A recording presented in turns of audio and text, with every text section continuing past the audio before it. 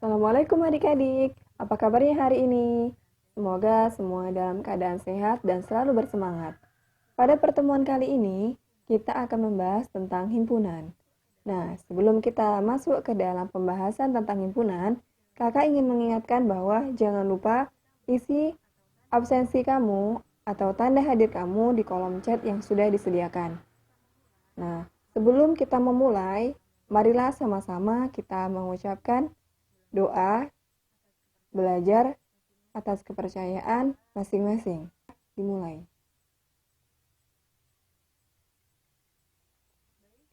Baik, setelah membaca doa, kita akan masuk ke pembahasan tentang himpunan. Nah, adik-adik semuanya sudah tahu belum apa saja yang akan kita bahas tentang himpunan? Nah, di himpunan kita akan banyak membahas di antaranya pengertiannya, jenis-jenisnya, sifat-sifatnya, bentuk penyajian himpunan, dan juga operasi-operasi dalam himpunan. Pertama, kita akan membahas yaitu definisi himpunan. Himpunan atau set adalah kumpulan objek-objek yang berbeda. Nah, objek yang terdapat dalam himpunan disebut sebagai elemen, unsur, atau anggota.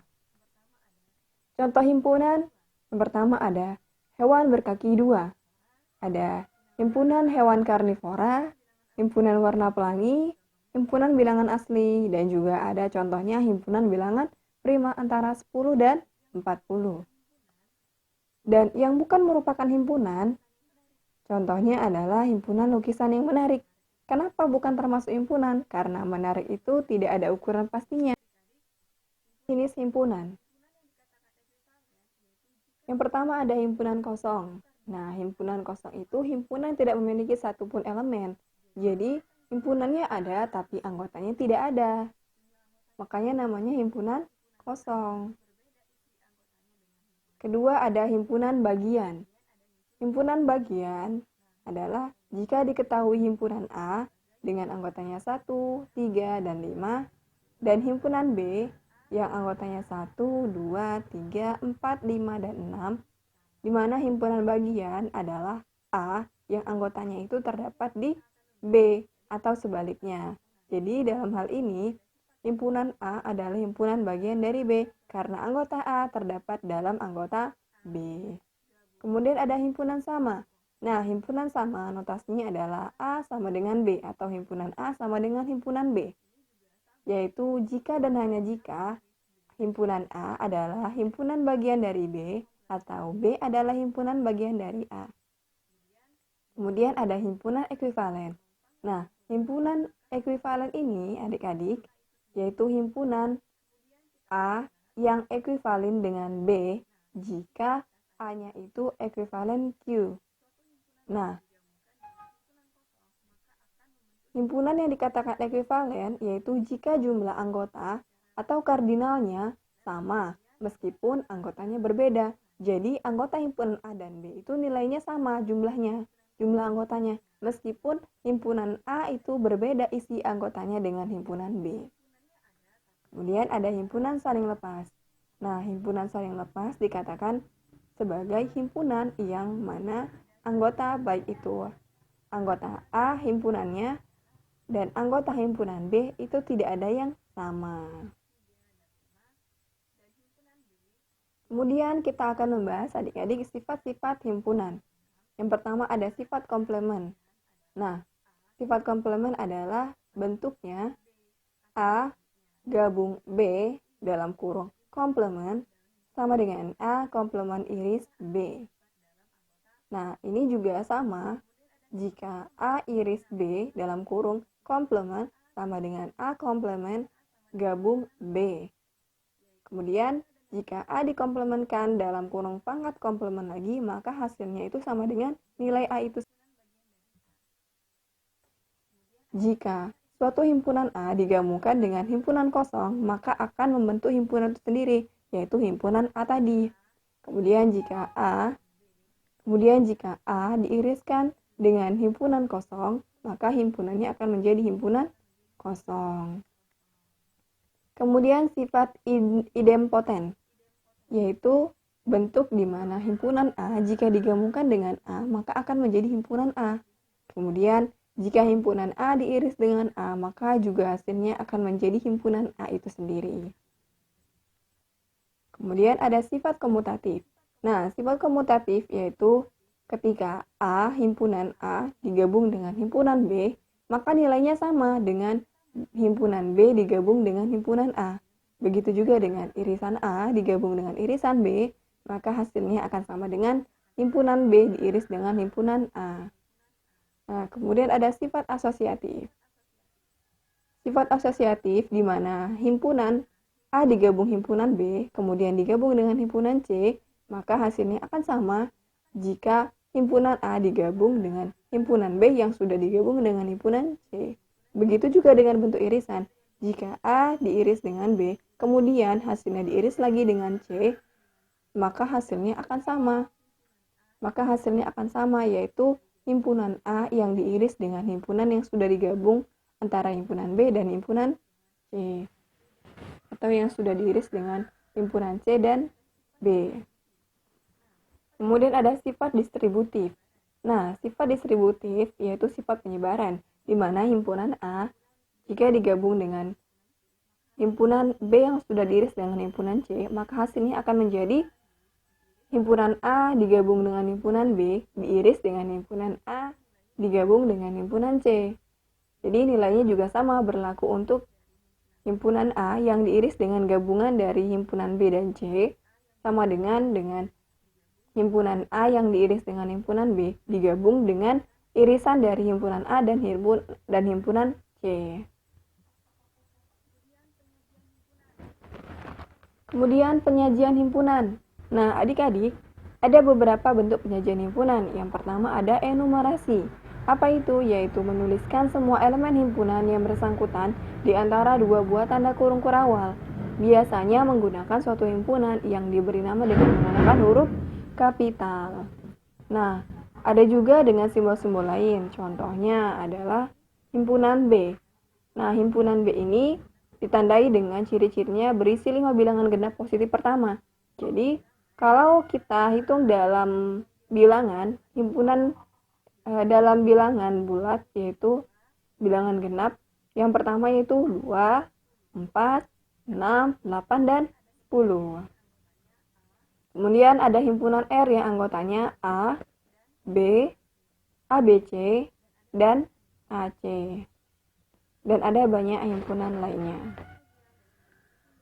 Kemudian penyajian dengan bentuk simbol-simbol baku, yaitu maksudnya penyajian himpunan dengan bentuk-bentuk simbol baku yang sudah diuniversalkan.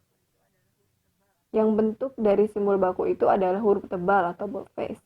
Contohnya simbol P. Jika ada himpunan yang disimbolkan dengan huruf P menyatakan himpunan bilangan bulat positif, yaitu 1, 2, 3, dan seterusnya. Begitu juga dengan N, yaitu natural, himpunan bilangan asli. Himpunan bilangan asli dimulai dari 1, 2, 3, dan seterusnya. Kemudian ada Z sebagai simbol dari himpunan bilangan bulat, kemudian simbol Q sebagai himpunan bilangan rasional, simbol R sebagai himpunan bilangan real, dan simbol C sebagai simbol yang menyatakan himpunan bilangan kompleks. Kemudian penyajian dengan notasi pembentuk himpunan. Adik-adik semua, selain dengan dua bentuk himpunan yang tadi, penyajian himpunan juga dengan notasi. Jadi sering kita temui ya, bahwa ada X, di mana, kemudian dimasukkan syaratnya. Nah, contohnya adalah nih, himpunan A adalah X. Di mana ya? Garis yang tegak itu artinya di mana? Yang menyatakan syarat X itu apa gitu. X adalah himpunan bilangan bulat positif yang lebih kecil dari 5. Ternyata himpunan A itu anggotanya adalah X, yang mana X itu adalah himpunan bilangan positif yang lebih kecil dari 5. Atau dengan notasi lain, nah, himpunan A itu singkatnya ya yang sering kita temui notasinya adalah X, di mana X anggota P, di mana X itu lebih kecil dari 5. Atau sama dengan himpunan anggotanya atau elemennya adalah 1, 2, 3, dan 4. Kemudian penyajiannya, penyajian himpunan juga bisa dilakukan dengan membentuk diagram Venn. Contohnya, misalnya ada himpunan U, yaitu himpunan 1, 2, 3, sampai 7, dan 8. Kemudian ada himpunan A, yaitu 1, 2, 3, dan 5.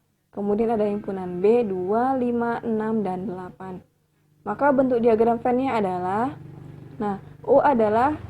U disebut sebagai semesta atau himpunan. U disebut sebagai himpunan semesta atau himpunan yang menyeluruh, yang melingkupi antara himpunan yang lainnya. Nah, sedangkan himpunan A dan B adalah himpunan bagian dari himpunan U atau himpunan semesta. Dan di antara himpunan A dan B ternyata ada anggota yang sama, sehingga membentuk irisan. Kemudian kita akan membahas adik-adik tentang operasi himpunan. Nah, ada ini operasi himpunan yang pertama, irisan. Disimbolkan seperti bentuk huruf N ya. Himpunan yang anggotanya ada di himpunan lain.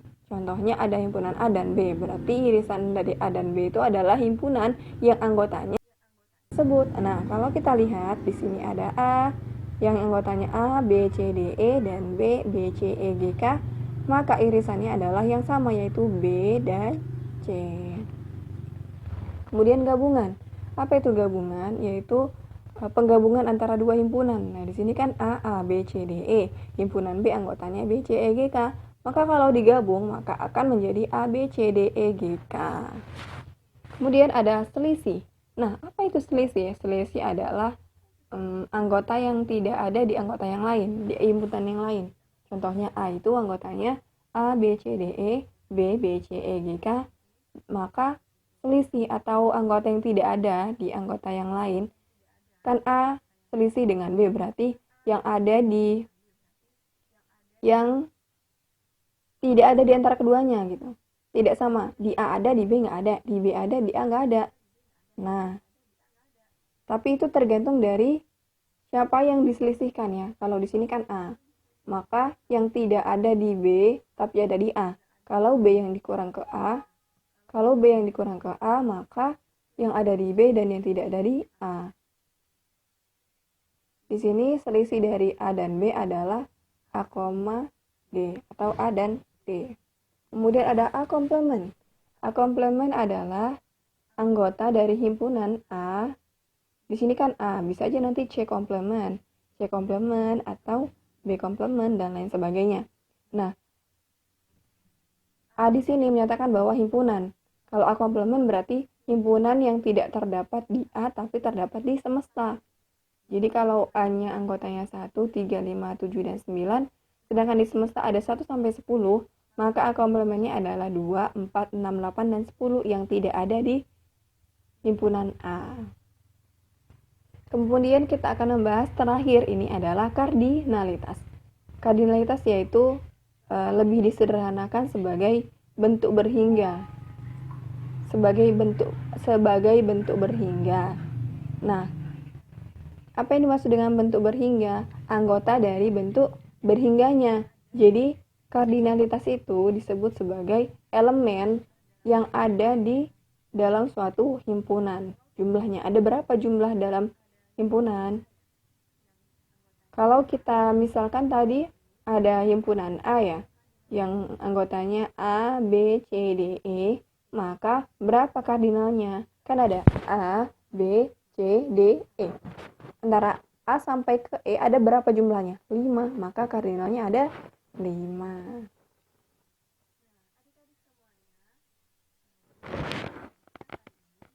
Nah, adik-adik semuanya, demikian pertemuan kita hari ini. Semoga bisa dimengerti, dan jika ada pertanyaan boleh disampaikan. Dan jangan lupa ya, absensinya harus ditinggalkan di chat agar kakak tahu siapa yang hadir. Dan Assalamualaikum warahmatullahi wabarakatuh.